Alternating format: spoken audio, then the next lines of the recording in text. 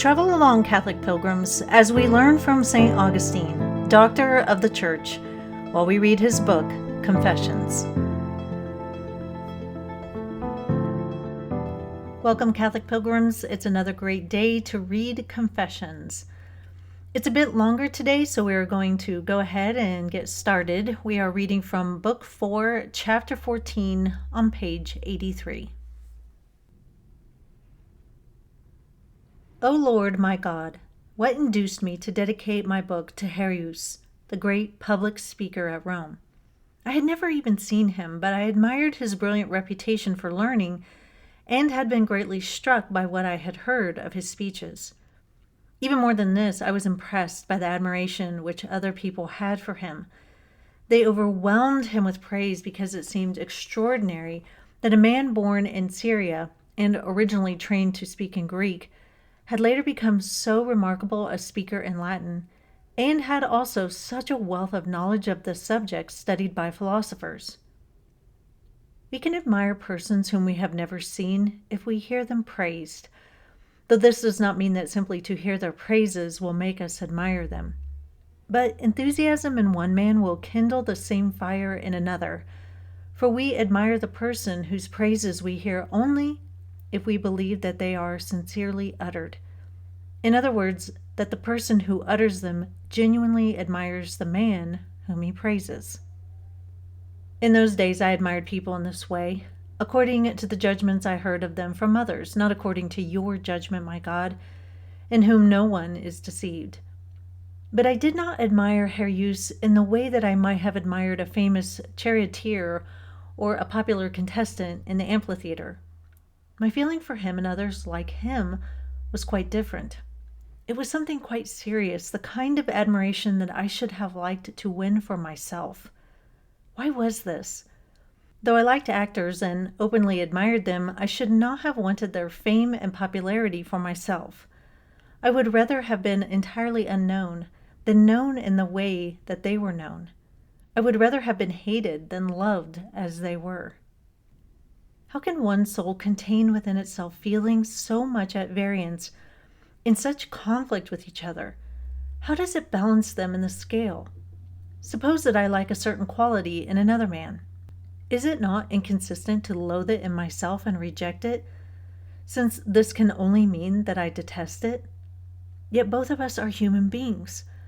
A man may admire a fine horse without wishing to be one himself, assuming that such a thing were possible.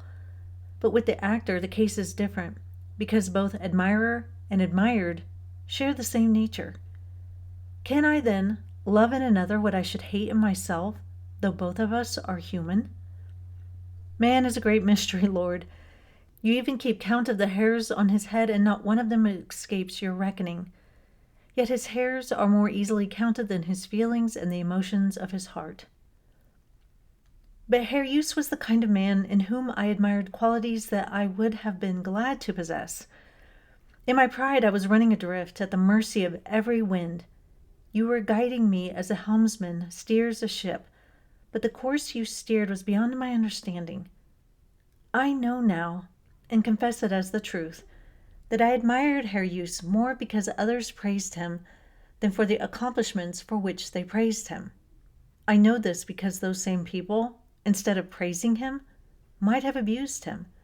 They might have spoken of the same talents in him, but found fault with them and despised them. If they had done this, my feelings would not have been aroused nor my admiration kindled. Yet his qualities would have been the same, and he himself would have been no different. The only difference would have been in their attitude towards him. We can see from this that the soul is weak and helpless unless it clings to the firm rock of truth. Men give voice to their opinions, but they are only opinions, like so many puffs of wind that waft the soul hither and thither and make it veer and turn. The light is clouded over and the truth cannot be seen, although it is there before our eyes.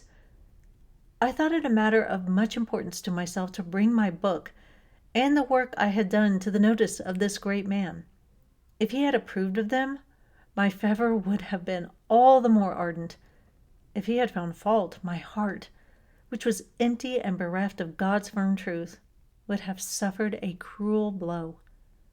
Yet I found pleasure in giving my mind to the problem of beauty and proportion, the work which I had dedicated to him. Although I found no others to admire it, I was proud of it myself. So, St. Augustine is a fan of someone he's never met. Herius, in his day, was a great speaker, a philosopher, and a man who received a ton of praise. He would probably be a TED Talker in our day.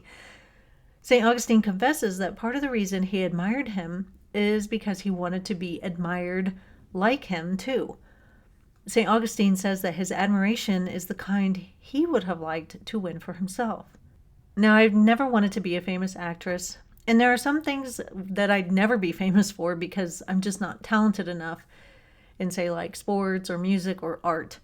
And there are some things that I'd never be known for because I just don't have enough interest in them, like mathematics or science. Those are the realms for my husband. But when I first started out writing on social media, I will admit that I had high hopes of being one of the influential Catholics out there. There were many I looked up to and admired. I saw that they had tons of followers, tons of likes and requests to speak, and I wanted what they had. And yet I was limping along with like 130 followers. For years and years and years, I worked so hard to build a platform. If there's one thing I do well, it's persevere. There were so many times I wanted to quit, so many times, but I just kept plugging along, and over time, I built a community with people that I engage with daily. And my desire for fame and to be an influencer died away. And I just wanted to write well of Christ and our Catholic faith and be in community with fellow pilgrims around the world. And once I dropped the need to be known or to be praised and admired, well, that's when things really began to take off for me. And sometimes people will say to me, boy, you should speak at this big conference or that big conference. And while I appreciate the praise, I'm okay with not. I struggle too much with pride, and God knows that. I also want all praise for my talents to go to God. He has given me the gift of writing, reading, and storytelling, and if these gifts in any way help people draw closer to Christ, I'm just happy to be the vessel. It isn't wrong to praise people for their talents and gifts, and it isn't wrong to admire people. We just need to make sure that we understand where those gifts come from and that we need to pray for those in the spotlight, not to be consumed with fame. Pray that they remain humble and healthy of mind. That is all for today, Catholic Pilgrims. I'll see you tomorrow, and until then, live the faith boldly and travel well.